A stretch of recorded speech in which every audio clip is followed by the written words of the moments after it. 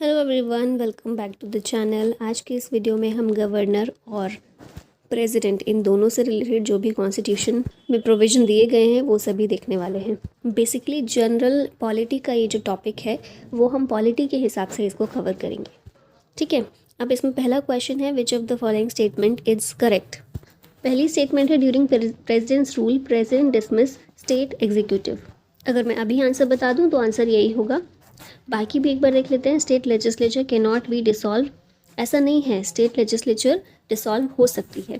Presidents rule can be extended for a maximum of 2 years, तो यहाँ पर 3 years आएगा। मैक्सिमम 3 साल के लिए प्रेसिडेंट्स रूल को एक्सटेंड किया जा सकता है। ठीक है, तो इस तरह से ये दोनों गलत हो गए और फिर ये तो होगा ही नहीं। आंसर इसका ऑप्शन नंबर ए होगा। अब यहाँ पर डिटेल्स भी दी हुई है। आर्टिकल 355 से 357 part 18 along with article 365 in part 19 of the constitution deals with president's rule। ठीक है, ये आर्टिकल्स याद रखिएगा, 355 से 357 और 365 ये सारे डील करते हैं प्रेसिडेंट्स रूल से। 6 महीने तक इफेक्ट में रह सकता है, but it can be extended for a maximum of 3 years with periodic parliamentary approval every 6 month. ठीक है, हर 6 महीने पर अप्रूवल चाहिए और मैक्सिमम 3 साल तक उसे एक्सटेंड किया जा सकता है। The president assumes the functions of the state government and executive powers vested in the governor or other authorities। President's rule जब लग जाता है तो क्या होता है, स्टेट एग्जीक्यूटिव डिसमिस हो जाती है। उसमें अब जो काम है, जितना भी स्टेट गवर्नमेंट का और एग्जीक्यूटिव काम है वो कौन करेगा, तो वो प्रेसिडेंट करता है। और प्रेसिडेंट किसकी हेल्प से ये करता है, तो प्रेसिडेंट ये पावर्स गवर्नर को दे देता है रूल करने की। प्रेसिडेंट चाहे तो डायरेक्टली भी रूल कर सकता है, लेकिन मोस्टली ऐसा होता है कि गवर्नर को वो पावर्स दे देता है या फिर अदर अथॉरिटीज़ को। State legislatures power are exercised by council of ministers dissolved. जो council of minister state legislature की पावर को यूज़ करी थी उसे डिसॉल्व करके गवर्नर को वो पावर दे दी जाती है। ठीक है, नेक्स्ट क्वेश्चन देखते हैं। Which articles of the Indian constitution talk about the president and the vice president. ये आर्टिकल्स कौन से हैं जो प्रेसिडेंट और वाइस प्रेसिडेंट की बात करते हैं, तो ये है संविधान के आर्टिकल 52 से लेकर 73। ऑप्शन नंबर ए यहाँ करेक्ट होगा। अभी यहाँ पर सारे आर्टिकल्स एक एक करके देख लेते हैं। तो आर्टिकल 52 आता है जो सबसे पहले, ये बोलता है प्रेसिडेंट ऑफ इंडिया को मेंशन करता है कि देश का सर्वोच्च राष्ट्रपति होगा।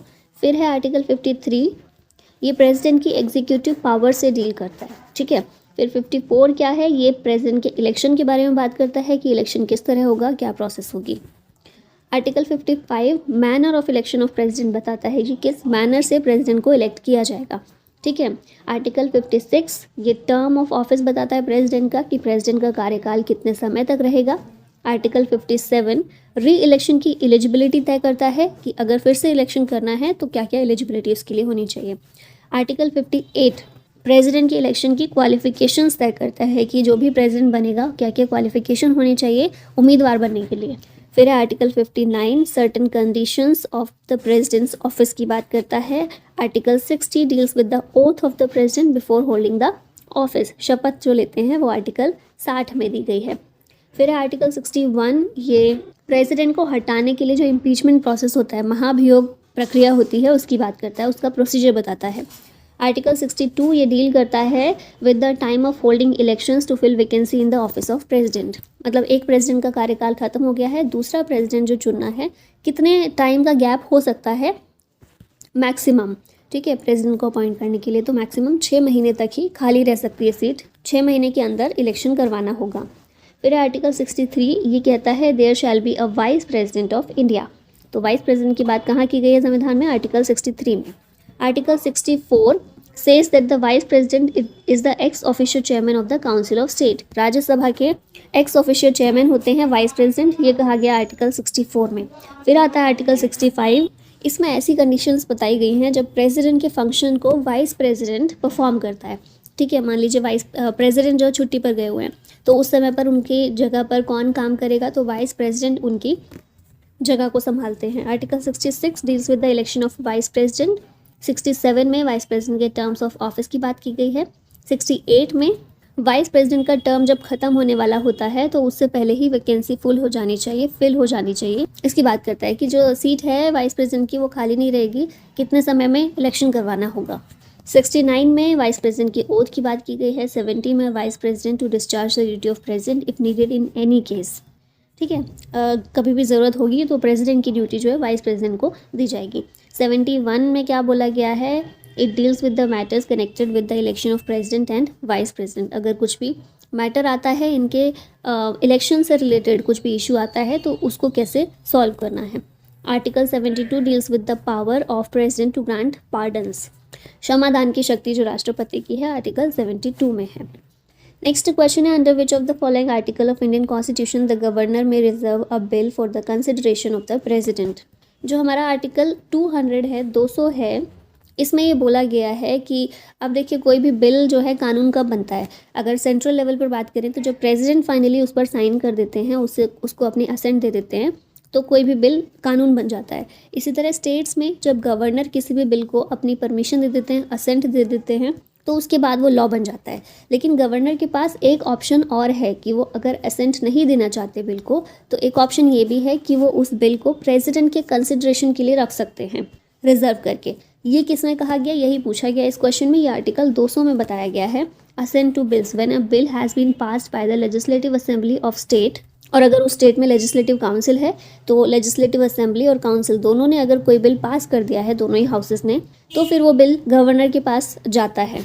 अब गवर्नर के पास क्या क्या ऑप्शन है, governor shall declare either that he assents the bill or that he withholds assent there from or that he reserves the bill for the consideration of president. या तो असेंट दे सकता है, या फिर असेंट को विदहोल्ड कर सकता है, या फिर प्रेसिडेंट के कंसिडरेशन के लिए बिल को रिजर्व कर सकता है।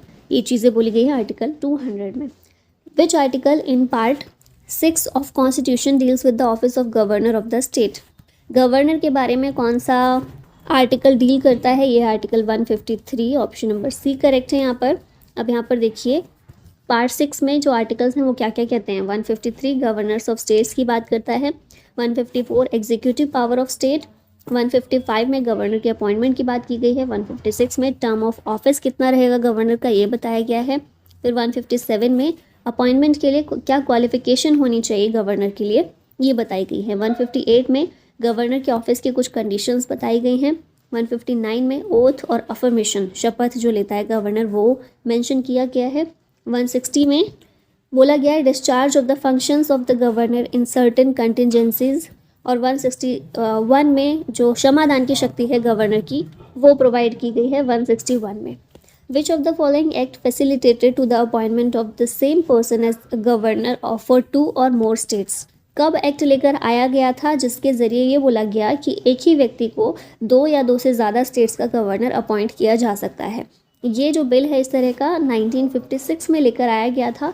7th कॉन्स्टिट्यूशन अमेंडमेंट किया गया था संविधान में, जिसके ज़रिए बोला गया 1956 में कि एक ही व्यक्ति को 2 या 2 से ज़्यादा स्टेट्स का गवर्नर नियुक्त किया जा सकता है। Who is appointed by the president by warrant under his hand and seal. तो प्रेसिडेंट के द्वारा किसे अपॉइंट किया जाता है by warrant under his hand and seal, तो ये है गवर्नर जिसे प्रेसिडेंट अपॉइंट करता है। आर्टिकल 155 में पार्ट 6 के ये बोला गया है governor of a state shall be appointed by the president by warrant under his hand and seal. Who is the nominee of the central government in state. State में central government का nominee कौन है, central government के द्वारा नामित करके states में किसे भेजा जाता है, गवर्नर को भेजा जाता है। Governor is neither directly elected by the people nor indirectly elected by a specially constituted electoral college as is the case with the president of India. ठीक है ना, तो डायरेक्टली इलेक्ट किया जाता है, ना ही इनडायरेक्टली इलेक्ट किया जाता है। लोकसभा के मेंबर्स डायरेक्टली इलेक्ट होते हैं, वहीं हम देखते हैं प्रेसिडेंट, तो प्रेसिडेंट का इलेक्शन इनडायरेक्टली होता है। गवर्नर इनमें से किस तरीके से नहीं चुना जाता। गवर्नर के अपॉइंटमेंट की प्रोसेस क्या है, तो ये कैनेडियन मॉडल पर आधारित है, जहाँ पर गवर्नर सेंट्रल गवर्नमेंट के द्वारा चुना जाता है। Being appointed by the centre, the governor of state acts as a nominee of the central government. ठीक है, सेंट्रल गवर्नमेंट के नॉमिनी के रूप में एक्ट करता है, क्योंकि सेंट्रल गवर्नमेंट के द्वारा वो चुना जाता है।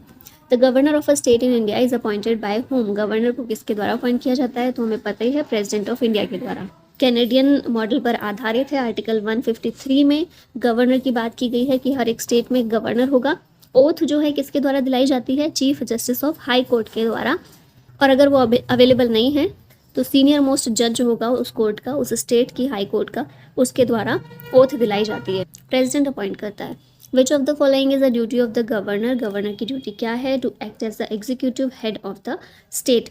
जिस तरह देश का, सेंट्रल गवर्नमेंट का एग्जीक्यूटिव हेड प्रेसिडेंट होता है, उसी तरह स्टेट का एग्जीक्यूटिव हेड ये होता है गवर्नर। गवर्नर के पास क्या क्या पावर हैं? एग्जीक्यूटिव पावर में क्या है? एग्जीक्यूटिव हेड होता है वो स्टेट का।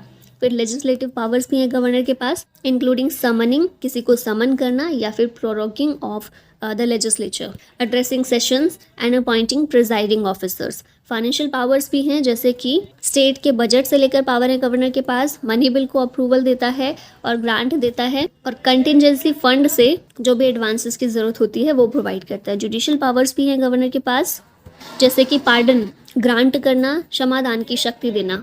ठीक है, नेक्स्ट क्वेश्चन है, the governor has the power to dissolve the legislative assembly in a state but only on the advice of home.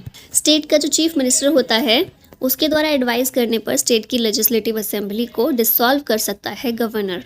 ठीक है, ये पावर है इसके पास। ये कौन सी पावर है? लेजिस्लेटिव पावर है, और ये पावर का यूज़ कब करता है? ये चीफ मिनिस्टर की एड और एडवाइस पर करता है।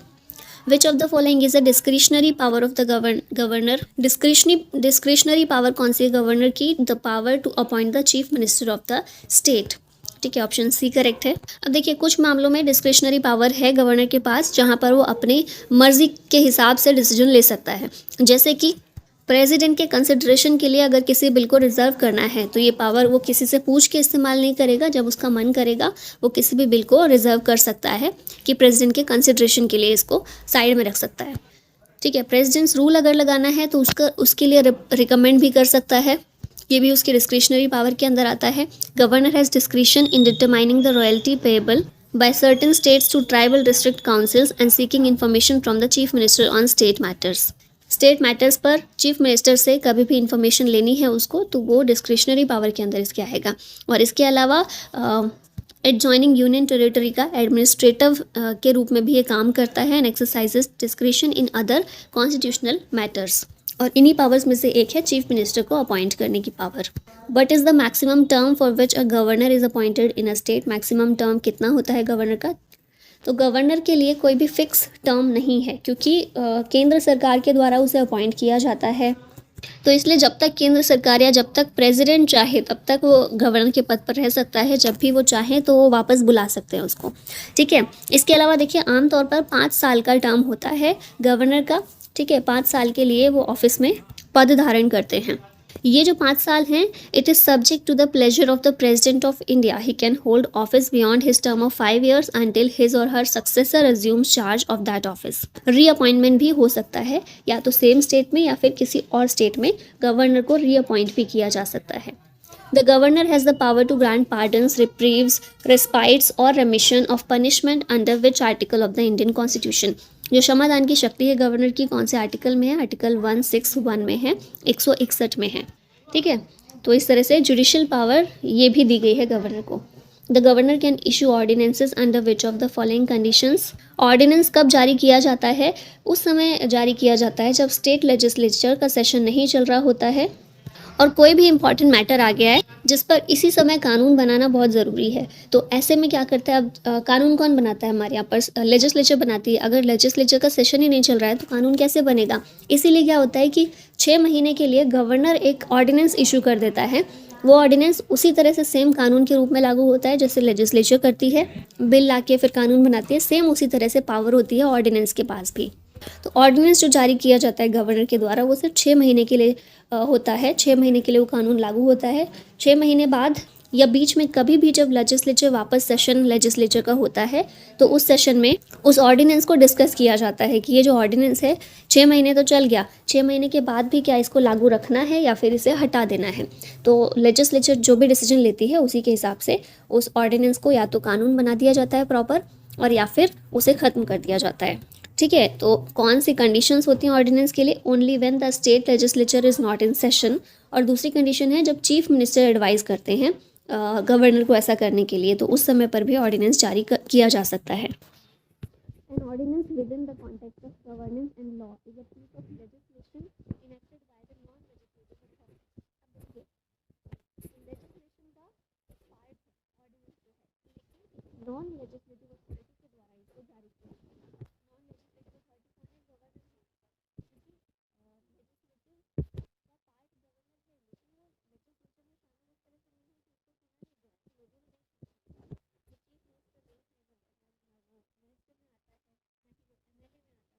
नॉन लेजिस्लेटिव अथॉरिटी के द्वारा लेजिस्लेटिव प्रक्रिया की जाती है, यही ordinance. Often the executive branch of government under specific circumstances. President के पास भी ऑर्डिनेंस जारी करने की ताकत है और गवर्नर के पास भी है। इससे रिलेटेड आर्टिकल याद रखिएगा। प्रेसिडेंट के पास जो आर्टिकल है, जो पावर है, आर्टिकल 123 से आती है और गवर्नर के पास ये पावर आर्टिकल 213 से आती है, 123 और 213। The governor appoints the attorney general of the state under which article of the constitution.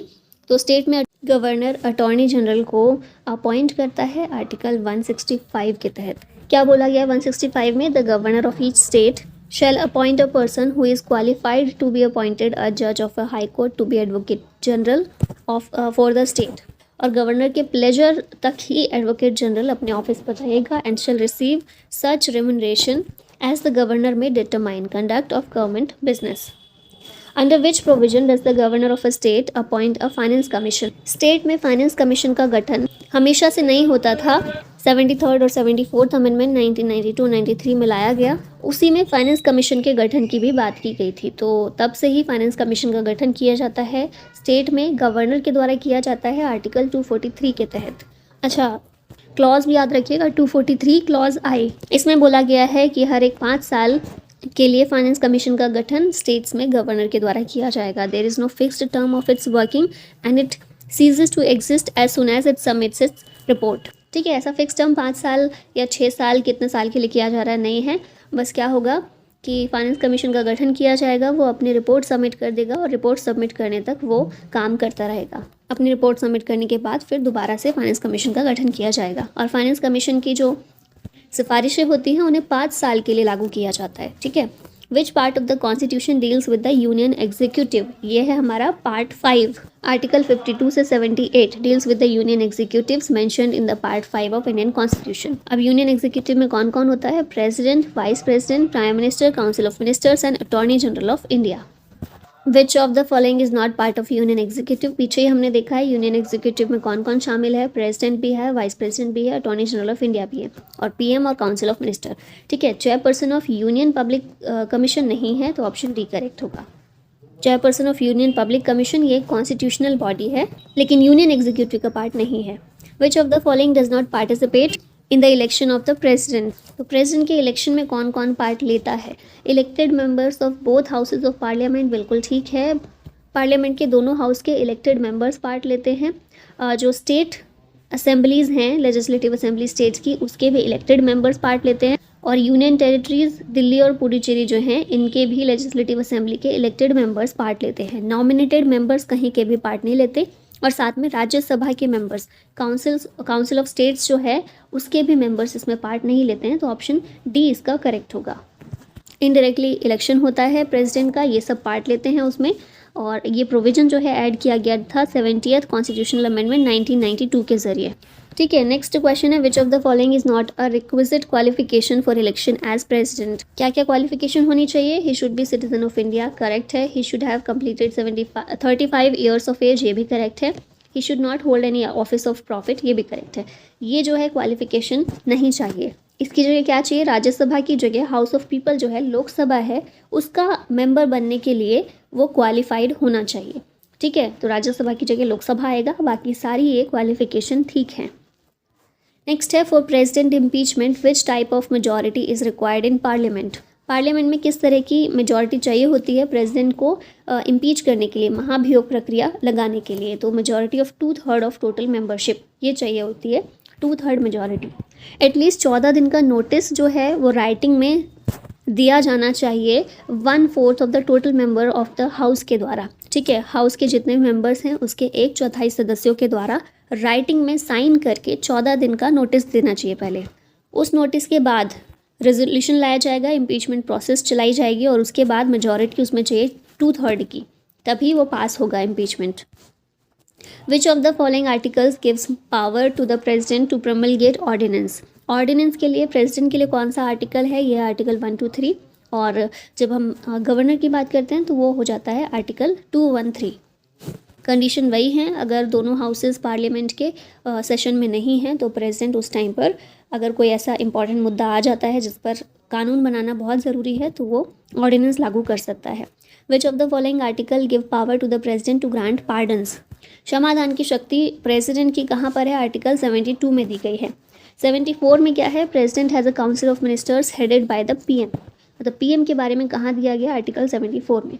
और 75 में क्या है, council of ministers shall be collectively responsible to the Lok Sabha. Who among the following is empowered to establish the interstate council? Interstate council को कौन establish करता है, ये power है किसके पास में, पार्लियामेंट के पास है। आर्टिकल 263 में इंटरस्टेट काउंसिल की बात की गई है। ये एक कॉन्स्टिट्यूशनल बॉडी है जिससे आर्टिकल 263 के तहत इस्टेब्लिश किया जाता है। It serves as a forum for discussing policies, conflicts and matters of common interest between the central and state governments. The constitutional authority vested with the power of declaring caste and tribes as the scheduled caste and scheduled tribes is the, किसके पास power है कि वो scheduled caste और scheduled tribe को declare कर सकता है, ये पावर है प्रेसिडेंट के पास। आर्टिकल 341 के तहत president may with respect to any state or union territory and where it is a state after consultation with the governor thereof by public notification specify the caste, races and tribes or parts of or groups within caste, races or tribes which shall for the purposes of this constitution be deemed to be scheduled caste in relation to that state or union territory as the case may be। मतलब सीधा सीधा ये है कि जब भी किसी cast को या फिर किसी रेस को या ट्राइब को शेड्यूल कास्ट या शेड्यूल ट्राइब के अंदर लाना होता है तो ये पावर प्रेसिडेंट के पास है। अगर किसी स्टेट में या फिर किसी स्पेसिफिक एरिया में ऐसा करना है डिक्लेयर प्रेसिडेंट को, तो उस स्टेट के गवर्नर के साथ कंसल्ट करेगा, ठीक है, सलाह मशविरा करेगा प्रेसिडेंट और फिर ऐसा डिक्लेयर कर सकता है। तो कोई भी ट्राइब को शेड्यूल ट्राइब के अंदर मेंशन करना है या नहीं करना, ये पावर प्रेसिडेंट अपने पास रखता है। What is the primary duty of president according to article 60? Article 60 के तहत प्रेसिडेंट की प्राइमरी ड्यूटी क्या है, to preserve, protect and defend the constitution. Option B यहाँ करेक्ट है। आर्टिकल 60 में क्या दिया गया है, प्रेसिडेंट की ओथ और अफर्मेशन, शपथ। प्रेसिडेंट जो शपथ या प्रतिज्ञान लेता है उसमें मेन जो फोकस है ये किस पर रहता है, preserve, protect and defend the constitution and the law, ठीक है। तो इसीलिए इसकी प्राइमरी ड्यूटी यही बनती है। When was the Supreme Court stated that office of the governor of a state is not employment under the central government? अब जैसे हमने पीछे देखा था कि जो गवर्नर है वो सेंट्रल गवर्नमेंट के नॉमिनी के रूप में काम करता है, तो क्या इसका मतलब ये निकाला जा सकता है कि सेंट्रल गवर्नमेंट के अंदर एक एम्प्लॉयमेंट है ये गवर्नर की पोस्ट। जैसे मान लीजिए मैं सेंट्रल गवर्नमेंट के अंदर काम करती हूँ तो मैं एक एम्प्लॉय हूँ सेंट्रल गवर्नमेंट की, तो इसी तरह से गवर्नर जो है वो भी सेम पोस्ट पर माना जा सकता है क्या, इसी तरह से कि वो भी एम्प्लॉय है एक सेंट्रल गवर्नमेंट का। तो सुप्रीम कोर्ट ने कहा कि ऐसा नहीं है, गवर्नर का जो ऑफिस है वो एम्प्लॉयमेंट नहीं माना जा सकता सेंट्रल गवर्नमेंट के अंदर। और ये कब कहा था सुप्रीम कोर्ट ने, 1979 में कहा था। केस का नाम है हरगोविंद पंत वर्सेस रघुकुल तिलक केस 1979 का। इसमें सुप्रीम कोर्ट के द्वारा बोला गया office of the governor of state is not an employment under the central government. The office of the governor of state is an independent constitutional office and is not under the control of or subordinate to the central government। ठीक है, याद रखिएगा ये चीज़। और इसी question के साथ हमारी आज की वीडियो यहीं ख़त्म होती है। Thank you so much for watching the video. जय हिंद।